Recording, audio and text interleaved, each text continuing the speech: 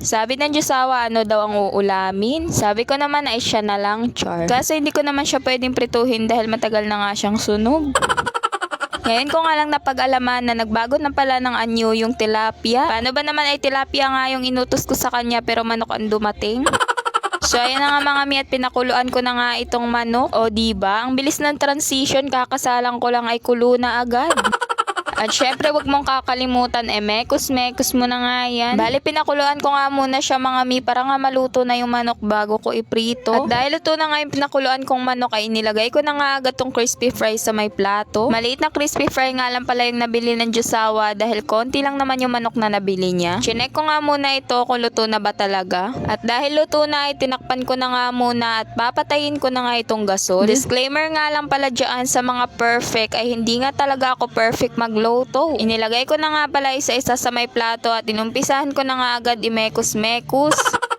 At dahil nahihirapan ako ay inilapag ko nga muna yung cellphone ko para naman maayos ko tong ginagawa ko. Hindi ko nga malaman kung bakit nawawala yung crispy fry, parang natutunaw. Hindi ko nga siya kinamay dahil sobrang init nga niyang manok na yan. Kung napapansin nyo nga mga mi ay 4 na peraso nga lang yan dahil 100 nga lang naman yung pinadala ko sa Diyosawa. Nanong ko nga muna itong Diyosawa kung okay na ba to dahil hindi ko nga maintindihan tong ginagawa ko. At dahil okay na nga araw ay inilagay ko na nga agad itong mantika dahil mainit na itong kawali. Saka ko naman ninantay na uminit nga itong mantika. Dapat daw ay sobrang init para hindi daw dumikit yung manok. Kaya naman nung sobrang init na nga niya ay isa-isa ko na nga rin inilagay itong manok. Pagpasensyahan nyo na nga kung masyadong magalaw itong camera ko dahil natatakot nga talaga ako sa talsik ng mantika.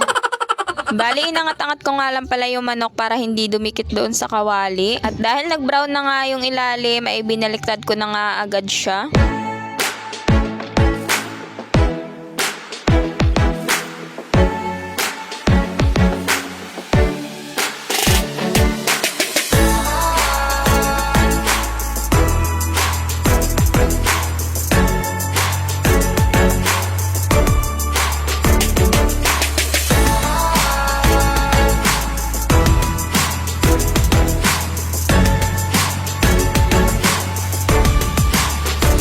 Diyos ko naman at kakanood ko nga ng mga vlog ay nasunog pa nga itong niluluto ko. Sabi ko naman kasi sa inyo ay hindi nga talaga ako perfect magluto. Inihain ko na nga agad siya at baka lalo pa ngang masunog.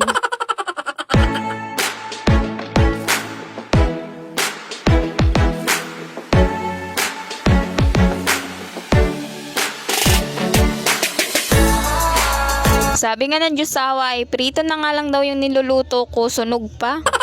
Tara po mga mi, kain po tayo.